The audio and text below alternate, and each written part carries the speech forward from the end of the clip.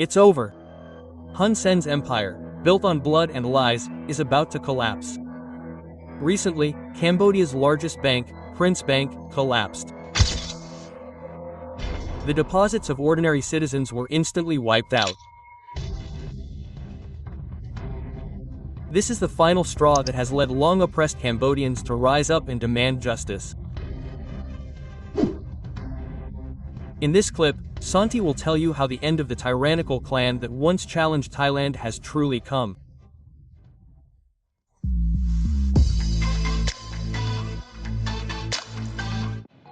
Want to be rich but don't like risk? Living in the countryside, not knowing how to make money. What investments can you make in the countryside? This course will tell you. Personally, I'm skilled at buying at low prices and adding value. This is suitable for 4 types of people. The first is people with good credit, working regularly, and building credit well, but not knowing how to do it. How do you get this power? And the test is, people who already have a business and a good income, but sometimes you don't build credit or build it, which causes you to borrow less than you should. 3. This means people who already have money but want to find an investment that will keep you up at night, or people who have business ideas to add to real estate to increase its value. This is a full course that you can invest in immediately after completing. And finally, this course guarantees satisfaction. If you're not satisfied and don't benefit from the course, you can get a full refund, 100%.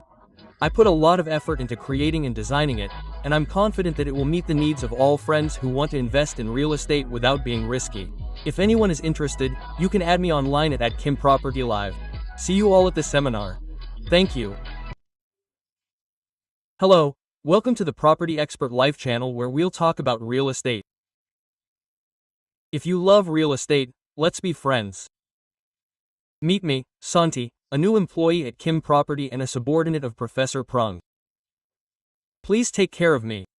Today, I'll update you on the hottest situation in our neighboring country. After we talked in previous episodes about how storms were raging in Cambodia from all directions, today the biggest storm has hit the center of Phnom Penh. Dear friends, in the past, the suffering may seem far away for some Cambodians. The overall economic problems, inflation, and unemployment are already serious enough, but most people are still gritting their teeth and fighting. But when the bank closes their life savings, the money they earned with their blood, sweat, and tears vanished before their very eyes. Wow, this is a completely different story. It was a blatant robbery. It was the destruction of their last hope. And this wasn't some chicken bank. It was Prince BK, a subsidiary of Prince Holding Group, a massive conglomerate that everyone in Cambodia knows is the lifeblood of the puppet regime. Because the bank, a symbol of financial stability within the regime, collapsed like this, all confidence was shattered. The once silent people now have nothing left to lose. So what made the seemingly strong fortress of Prince Group collapse? Let me tell you a scene. It was a massive, international purge that came together to check the family's account.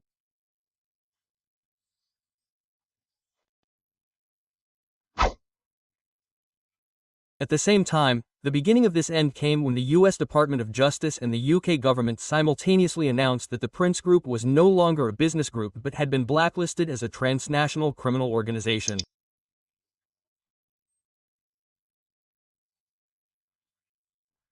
Wow, that's a strong word. It was an announcement to the world that this was a world-class mafia gang. The US government has stated that Mr. Chen Ji, the chairman of Prince Group, is the mastermind behind one of the largest investment fraud operations in history. They didn't just do grey business, they did something even worse.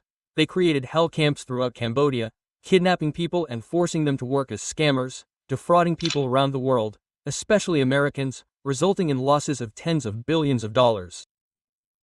Once the announcement was made, they didn't say much. They seized all assets linked to this network. The United States and the United Kingdom coordinated to seize all assets linked to this network, totaling 146 individuals and companies. The most shocking event was the seizure of over 127,000 bitcoins used for money laundering, totaling over $15 billion US. This is the largest asset seizure in the history of the U.S. Department of Justice. Listeners, imagine the money that the Hun family and their associates used to live a luxurious life, buying yachts, private jets, a £12 million mansion in central London, or even buying a Picasso painting. All that dirty money has been seized today.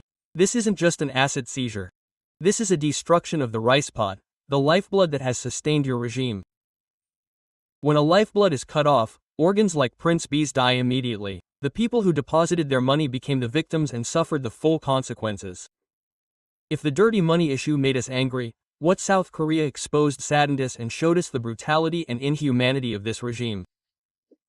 South Korea is now very serious because thousands of its people have been tricked into being trapped in these hellish camps. They even sent a special task force to fly directly to negotiate with Mr. Maines. What the Korean victims who escaped told the media was brutal beyond our imagination. They said that inside it is hell on earth. People die every day. Seriously, one person dies every day. Anyone who doesn't meet their goals and refuses to trick others is tortured and sold to other gangs as if they are not human.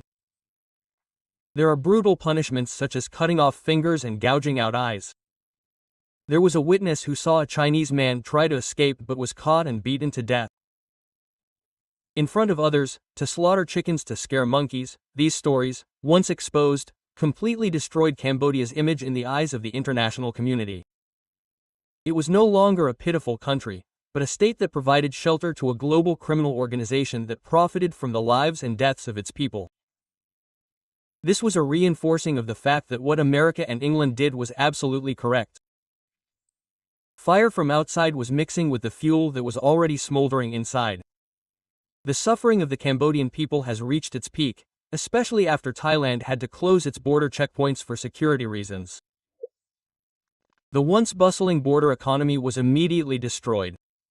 Trade lost tens of billions of baht per month. Consumer goods that we once relied on from Thailand were in short supply, prices skyrocketed, and the agricultural sector collapsed because we couldn't export them. But the most painful thing is the fate of millions of Cambodian workers. Do you remember when Hun Sen used to stir up nationalism and incite hatred of Thailand, telling workers to return home, saying that our country is better? What happened? They returned unemployed, starving, and in debt. His own NGO even admitted that nearly 400,000 workers returning from Thailand immediately lost their jobs, becoming an army of unemployed, starving, and hopeless. Now, the voice of truth is starting to be heard louder on Cambodian social media.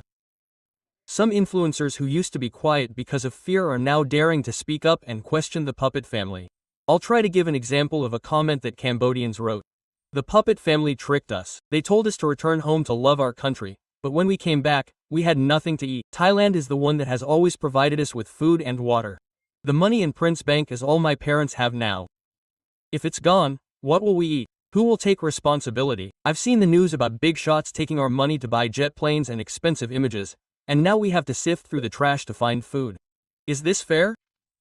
The feeling of being betrayed, being tricked by our own leader into hating our benefactor, Thailand, and then finally being left to face our fate alone.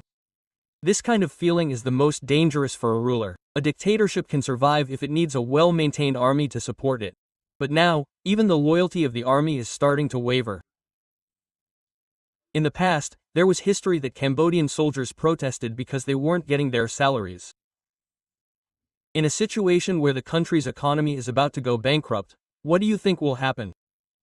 There are loud rumors about soldiers' salaries being cut. Lower-ranking soldiers who were sent to risk their lives for nothing at the border were tricked and used. Fighting with Thailand, a stronger neighbor, without revealing the death toll, without honoring the heroes' corpses like the Thai soldiers. Now they've returned to see their families starving. Peace of mind can't be bought with lies. When soldiers have nothing to eat, the muzzles of their guns are always ready to veer in unexpected directions. Furthermore, the Cambodian army isn't a single entity. It's a coalition of warlords from various factions and factions controlling their own forces.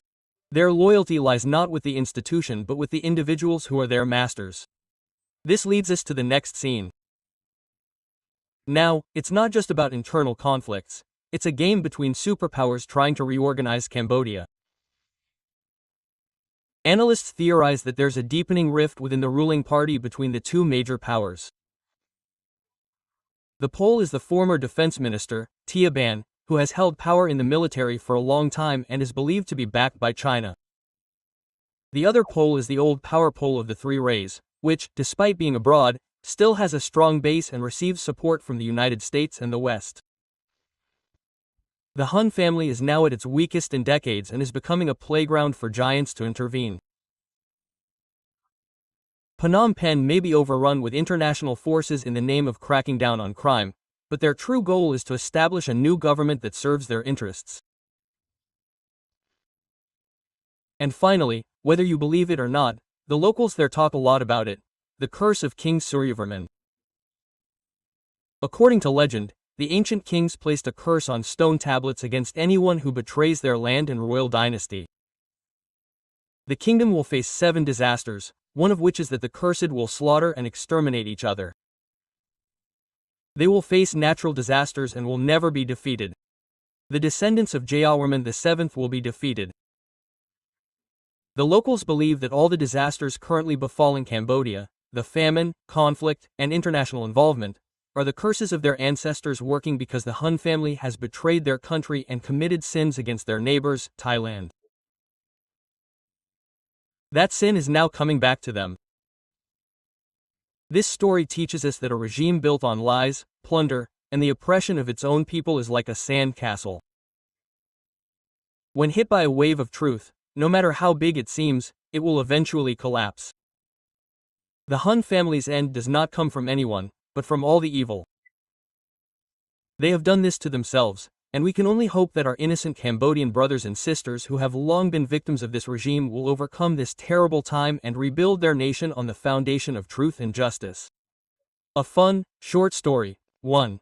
America and Britain smashed the Hun family's rice pot, seizing huge assets, causing Prince B to collapse, and people unable to withdraw money was the last straw. 2. South Korea exposed the brutality of the call center gang, showing the world the true nature of this regime, that it is a den of criminals. 3. Closing the border with Thailand caused the economy to collapse, causing workers who were tricked into returning home by Hun Sen to become unemployed, turning into an army of starving people ready to rise up. 4. Soldiers began to become dissatisfied, being sent to die for nothing at the border, even having their salaries cut, and their loyalty began to waver severely. 5. All of this fueled the Cambodian people's patience and counted down.